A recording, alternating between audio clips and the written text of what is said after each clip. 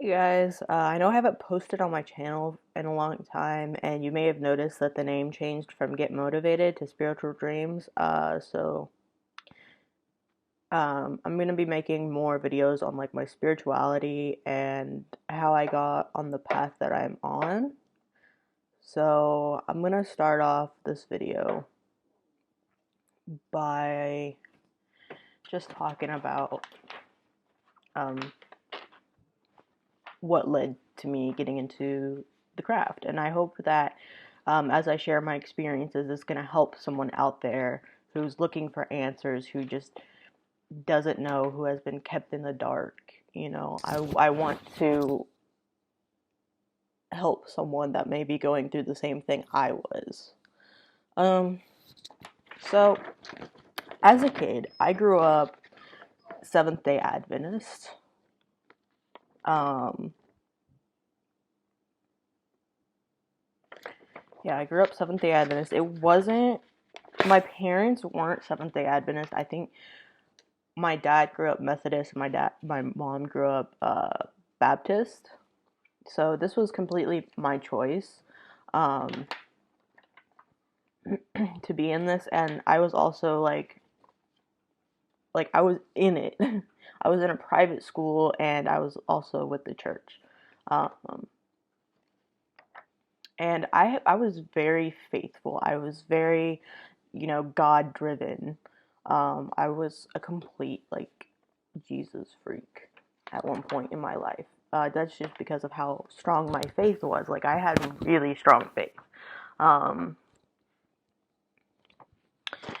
yeah, and then, but like, despite my strong faith, I had some bad things happening to me. So I think I joined the private school when I was about 8 or 9. I can't remember. I was 9, I believe. Um, and what had happened, the first year of this school was really great. All the teachers were great. I had help, the help I needed, and everything. Nothing too bad in the first year. Towards the middle of the year, the pastor at the church, I don't know what happened, but we got a new pastor. And the new pastor was he wasn't a good guy. He was a really bad dude. Um, I mean, not as bad as like other pastors, but like he was really sexist, and his lessons always held some sort of like women belong in the kitchen, women need to submit sexually to men type deal. Luna, shh, stop crying. My dog, everyone, sorry. And she's whining at the cat. So she's good. She's just whining at the cat. Um, so the first year was pretty good.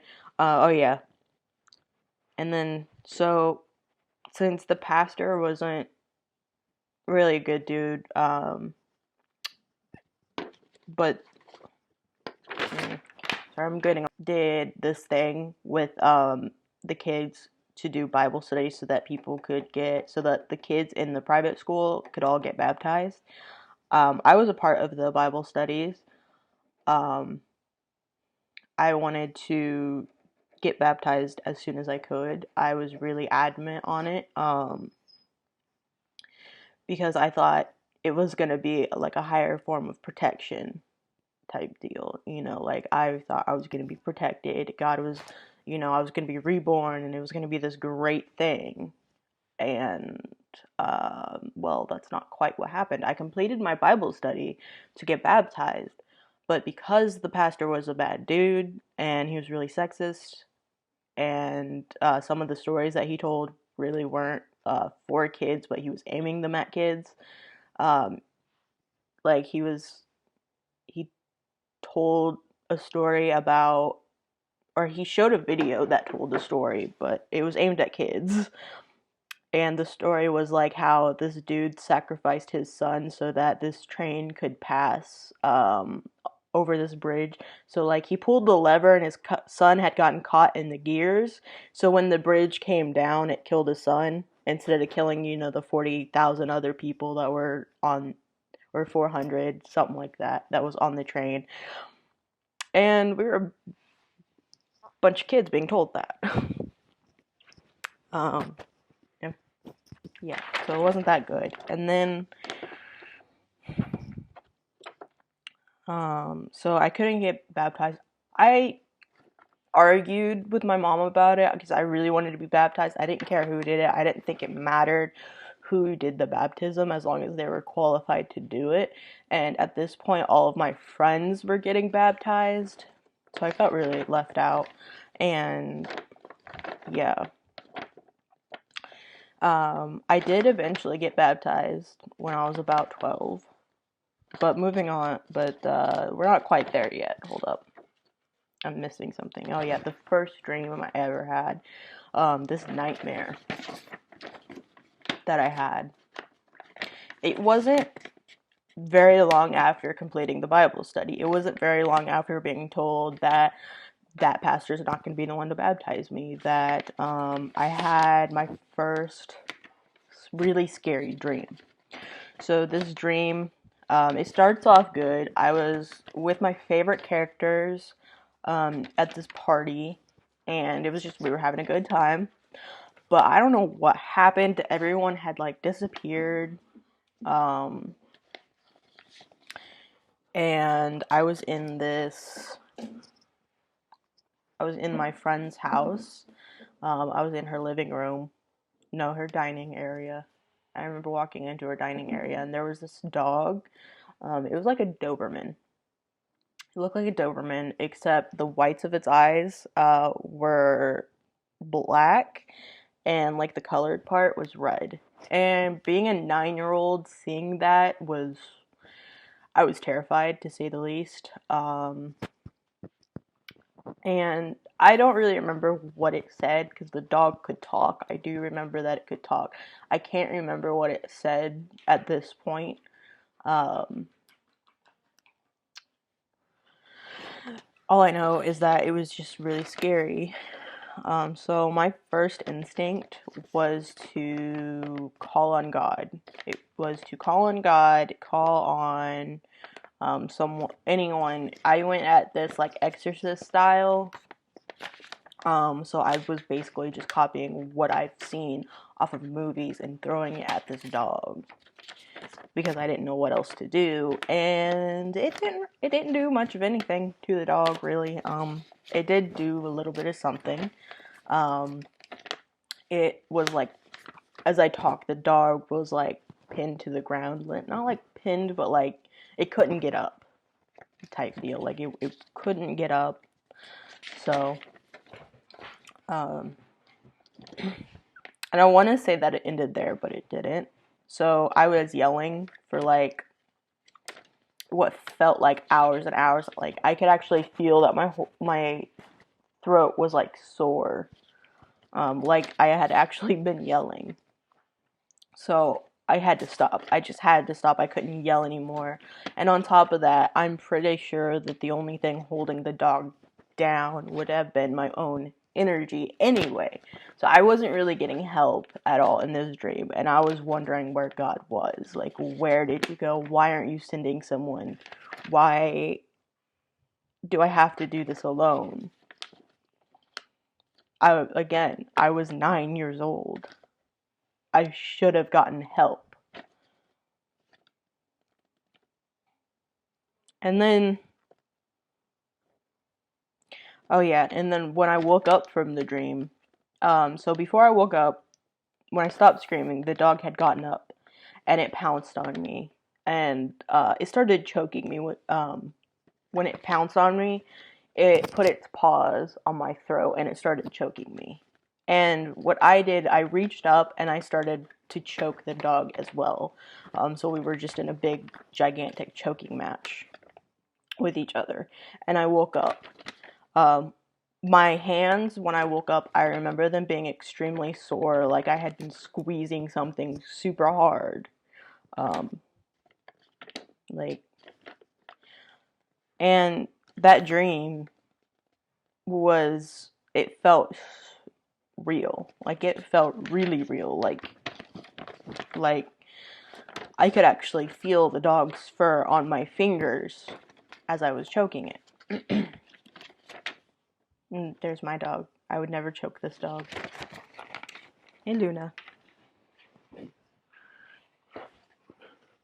Anyway, she's a good girl.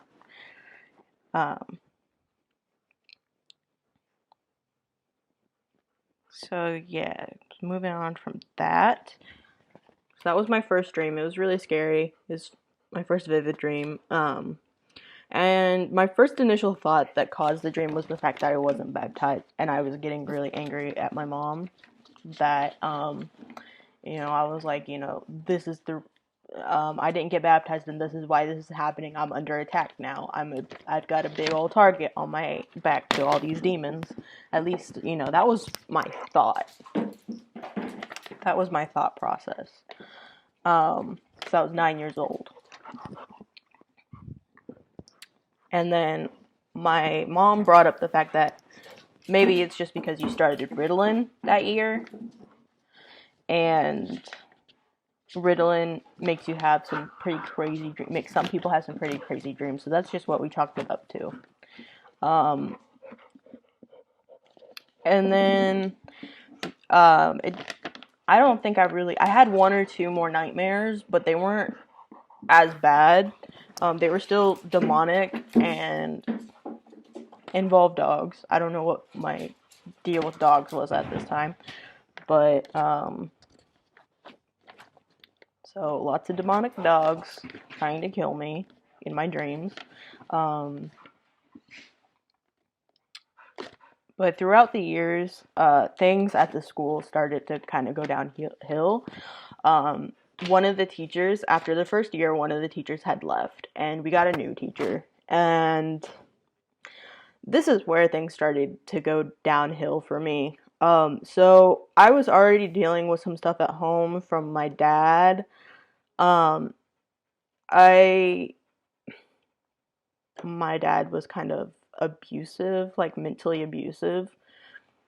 He would never hang out with me or anything. He never spent time with me. All he would want to do is be on his computer, and if he wasn't on his computer, he was yelling at me for something. Yeah, so I was having a really hard time. And then the new teacher, started being a bully. A straight up bully is what she was. She would yell at me in front of the whole class. She would make me feel stupid on purpose. She would just do all of this stuff. Like, I was in more trouble that the few years that she was there than I had ever been in my life. I fear authority, like I used to fear authority. I would never act out because I didn't want to deal with the consequences. I didn't want to deal with them, but for some reason, even though I was trying my hardest and I was doing what I was supposed to, kind of, yeah, it was just all bad.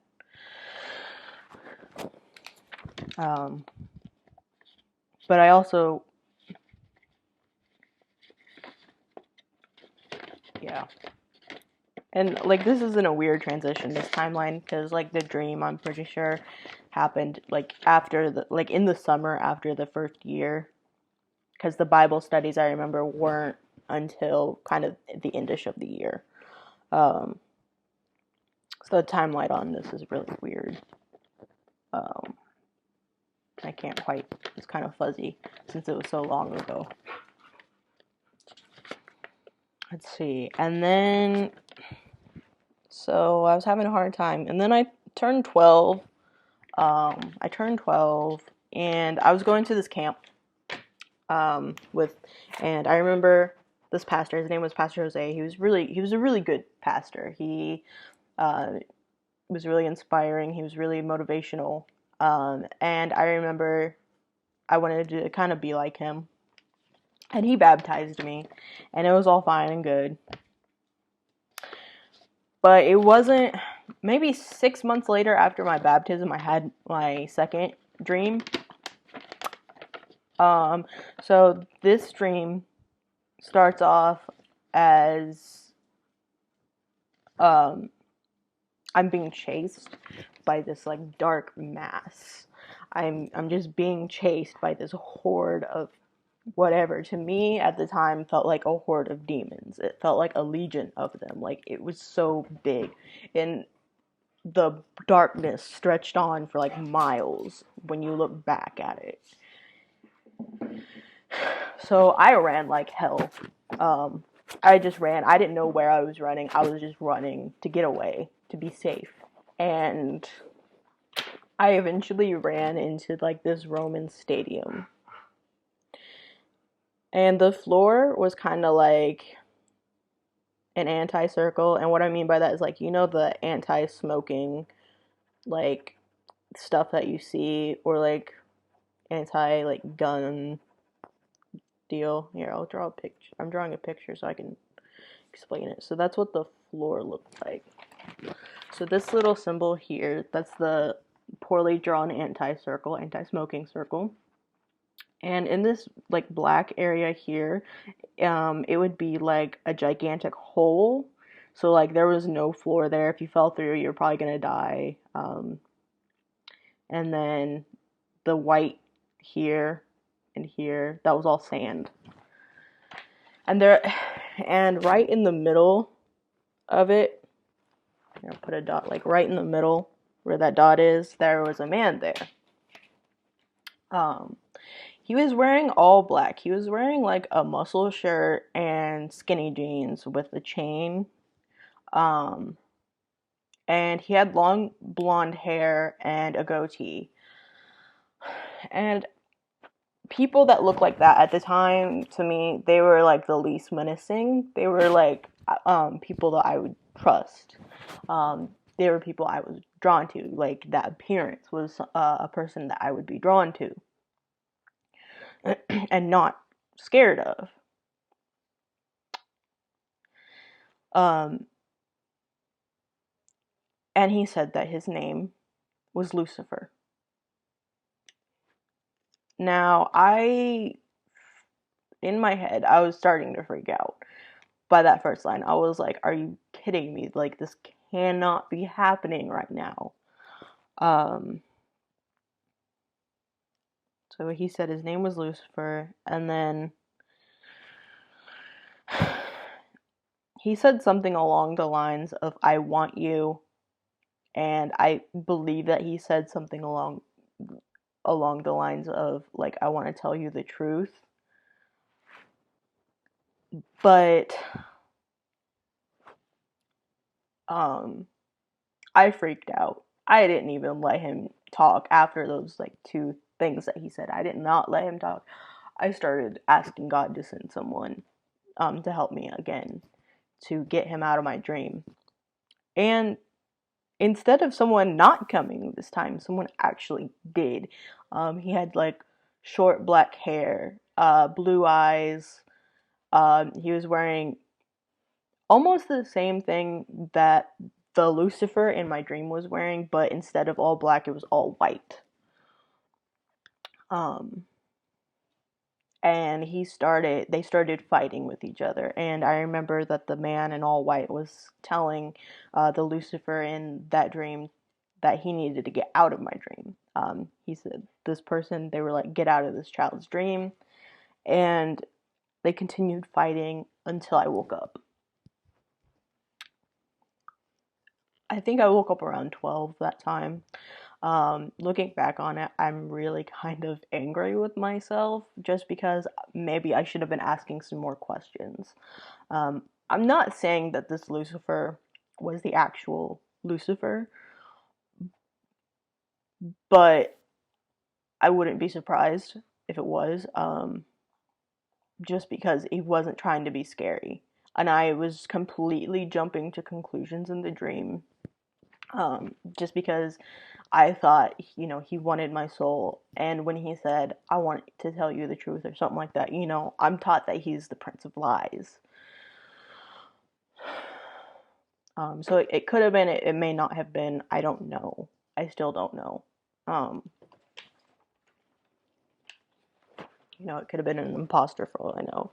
But anyway, I'm going to be making probably 3 parts to this video of how I got on my path, just because it's so long. I have a lot of information to cover. So I'm going to stop this one here. But I know that with these dreams, I was trying really hard to find answers, and the books were closed to me. I was not finding the answers that I needed. I went through the Bible. I looked all through the Bible trying to find any sort of answer, but I couldn't. And I would try and get help from my church, but they were like, just call on God, just call on God. But most of the time, other than that one time when I called on God, he never came. He never showed up. He never sent anyone. I was on my own. It's just that one time when Lucifer showed up, or whoever claiming to be Lucifer showed up, came into the dream. That was the one time that I actually got help. I never got help after that again. But anyway, so that is the first part of getting on my path. That is what kind of kick-started it all. So yeah, anyway, I'm gonna cut this short.